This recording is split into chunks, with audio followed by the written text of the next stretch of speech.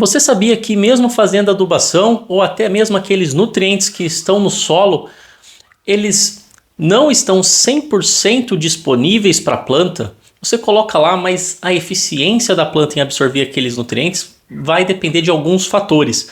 Nesse vídeo aqui eu vou te falar dos principais fatores que você deve se atentar sobre a disponibilidade de nutrientes no solo. Quer saber mais? Fica comigo nesse vídeo.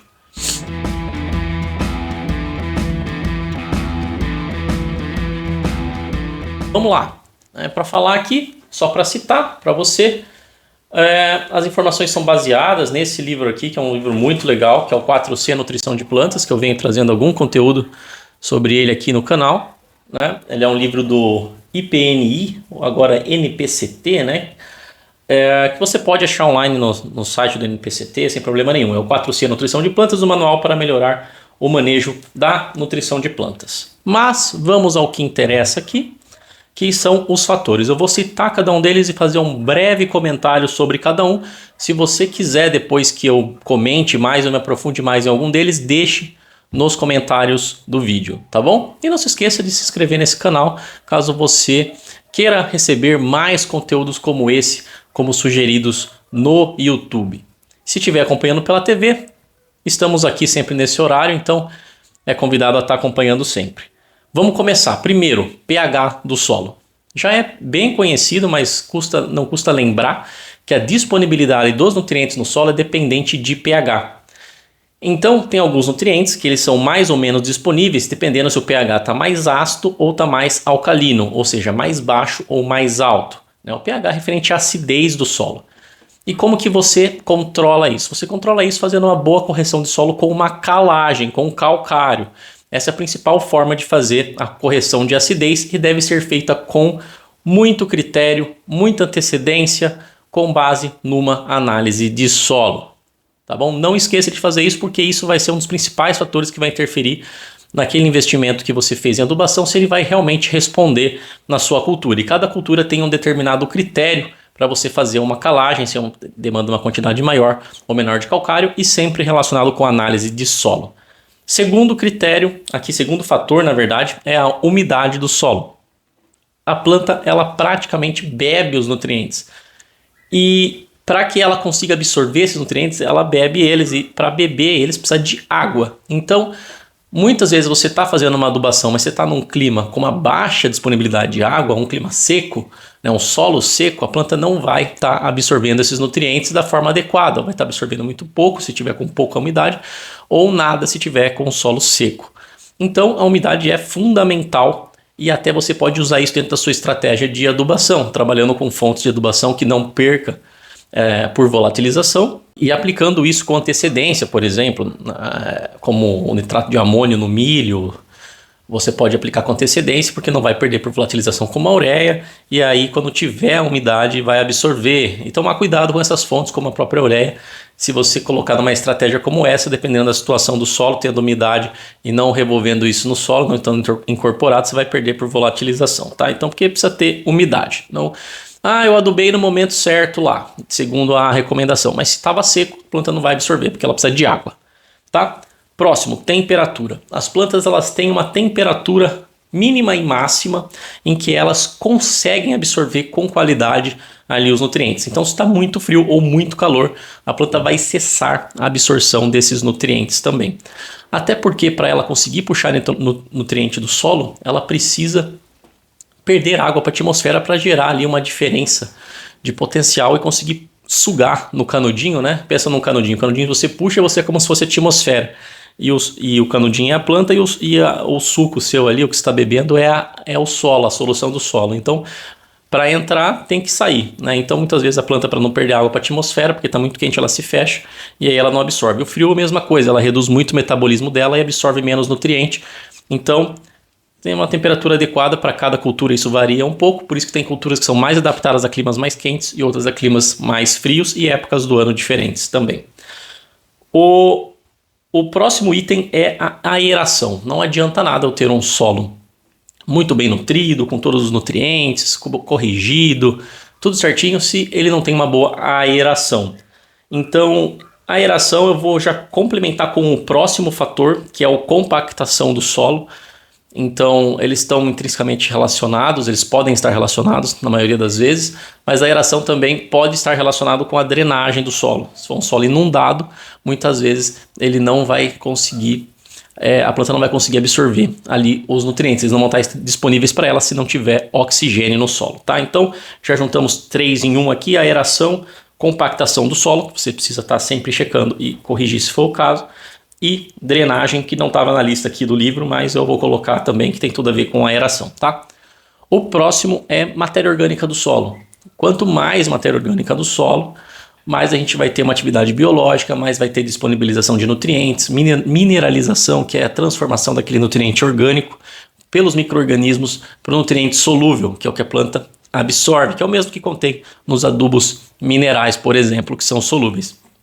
Então a matéria orgânica do solo é fundamental, porque além disso, ela vai ajudar a reter mais água, então interfere na umidade, ela vai ajudar a reter os nutrientes no solo, então ela vai conseguir criar uma reserva. Então ela é fundamental porque ela vai ajudar muito na disponibilidade e em aumentar inclusive a CTC, que é um outro fator que o livro traz em separado aqui, mas a CTC ela é influenciada por argila e por matéria orgânica. Quanto maior a matéria orgânica, maior a quantidade de argila, maior a CTC, que é simplesmente a capacidade de troca de cátions, é a capacidade que o solo tem de reter esses nutrientes na forma de cátion, principalmente cálcio, magnésio e potássio, e que fica ali numa reserva que a planta vai pegando ali, vamos dizer assim, de uma forma bem simples, né? Vai trocando com a solução do solo e a planta vai absorvendo, né? Então já agregamos mais 2 aqui, matéria orgânica, CTC, e eu vou colocar mais um, que é o que eu citei aqui, que é o teor de argila. Então é importante conhecer o teor de argila do seu solo. É uma análise que você pede lá no laboratório, que é uma análise de textura ou granulométrica, ou análise de porcentagem de argila, areia e silt, ou simplesmente argila, porque aí você vai pelo menos entender o padrão da textura desse solo, e é uma análise que você não precisa fazer regularmente como análise química do solo. Você faz uma vez só e aquele padrão ele não vai mudar, a não ser que aconteça algo assim muito extraordinário ali no seu solo, tá? Então se você é um solo agrícola regular, que não está tendo remoção, erosão ou adição de solo nessa área, isso não vai mudar. Esse padrão de granulometria, você vai fazer uma vez só essa análise e vai ter esse resultado, e você vai conseguir ter uma noção desse aspecto do solo que vai interferir na disponibilidade de nutrientes. Ou seja, quanto maior a argila, também vai ter uma caixa maior para mais água, para mais nutriente, e em compensação você vai precisar fazer uma calagem maior para conseguir corrigir se ele tiver um problema de acidez. Em contrapartida, ele vai reter melhor esses nutrientes, essa condição boa por mais tempo. Então essa é a diferença de um solo com mais argila. Um solo com pouca argila, um solo arenoso, ele vai perder mais nutriente, ele não vai conseguir segurar tanto nutriente, pode lixiviar mais fácil, assim como ele vai drenar mais água, ele vai secar mais rápido, e tem os outros benefícios relacionados à mecanização desse solo. Então é importante você conhecer, interfere na disponibilidade de nutrientes, mas um monte de coisa como eu coloquei aqui, a argila. Outro fator que também tem a ver com matéria orgânica, mas mais como matéria orgânica que foi recentemente adicionada, que é o resíduo de cultura. Então você fazendo um plantio direto, você tendo um manejo de entrelinha numa cultura perene, você está adicionando matéria orgânica, ou fazendo uma adubação verde. Esse material orgânico que vai se tornar matéria orgânica em decomposição no futuro, ele vai estar disponibilizando nutrientes também, ele vai estar puxando nutrientes, muitas vezes aí com essas gramíneas, a braquiária, que são gramíneas aí que vão ter uma capacidade muitas vezes superior. Lembra que eu falei que tem algumas espécies de planta que têm uma capacidade maior de absorção de nutrientes do que as outras, atuando em outro nível de temperatura, por exemplo, do que as outras na absorção de nutriente, ou com as raízes mais profundas, essas plantas vão trazer para a parte aérea delas e para as raízes mais superficiais esses nutrientes, e a partir do momento que ela vira um resto cultural, ela seca, ela foi tratada ali, foi aplicado um dessecante, ou ela ficou ali incorporada de alguma forma na superfície do solo, ela vai começar a decompor e vai liberar esses nutrientes que ela trouxe lá do fundo ou de locais ali do solo que a planta principal, a cultura principal não conseguiu absorver. Então os restos culturais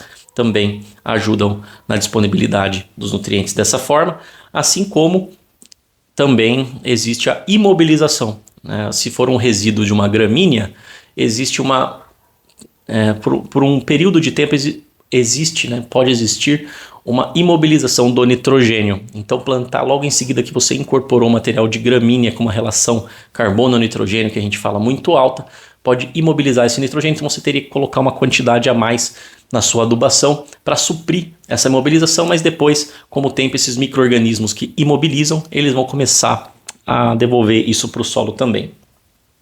Vamos olhar para a lista aqui. Outro fator importante eu vou juntar os dois em um, ele traz aqui no livro como estado dos nutrientes no solo e outros nutrientes, né? Então o estado do nutriente é porque muitas vezes ele não está numa forma solúvel. Então dependendo aí do próprio pH, dependendo do tipo de argila, dependendo do nutriente, ele pode estar da aeração, ele pode estar numa composição em que ela não é solúvel ou que ela está ligado ali a elementos do solo em que não está disponível, então isso afeta a disponibilidade dos nutrientes e outros nutrientes também. Então um nutriente em excesso, ele pode estar inibindo a disponibilidade de outro nutriente, né? Então esse equilíbrio nutricional é sempre muito importante para as culturas, tá bom?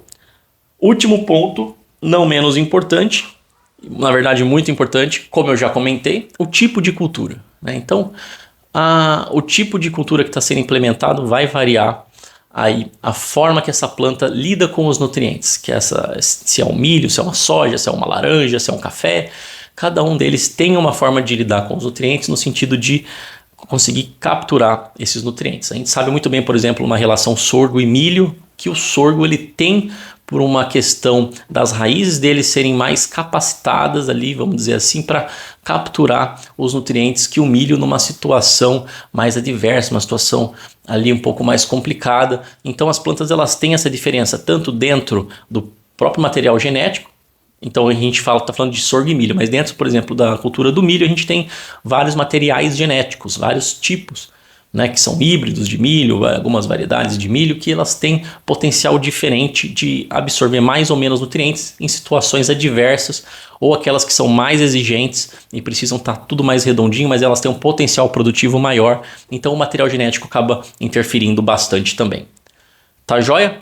Bom, a ideia era trazer aqui os principais fatores, eu espero que você tenha anotado. Então, quando você for fazer o próximo cultivo, o próximo plano de adubação, pega esse checklist e vê como é que está tudo isso aí, porque esses pontos são fundamentais para você levar em consideração no seu manejo de adubação para você ter o melhor sucesso produtivo. Se você gostou, compartilha com os amigos, deixa no comentário, segue a página, é isso aí e até o próximo vídeo.